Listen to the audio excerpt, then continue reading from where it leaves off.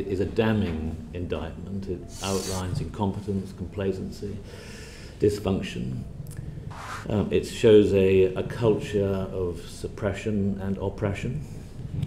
And it describes a methodology which failed at the registration, it failed at inspection, and it failed at the surveillance level as well. So at that level, it described an organisation that was not fit for purpose, I think. There's no doubt about that.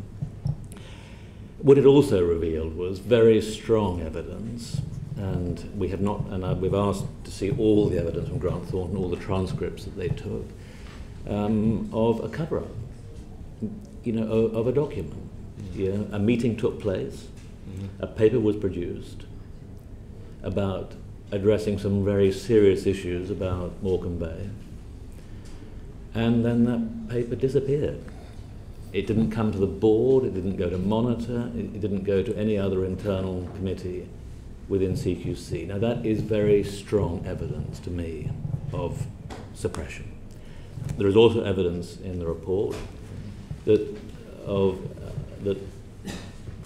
an attempt to delete that document. There was a contemporaneous note taken, which was then confirmed by a subsequent conversation with a manager within CQC.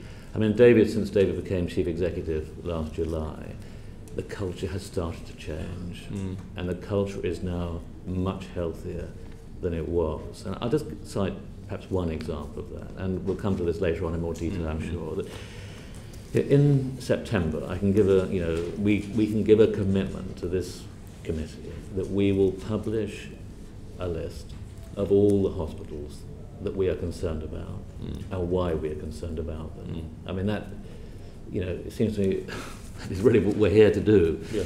We've never done it before. I mean, we will be a much more open and transparent organisation going forward than we have been in the past.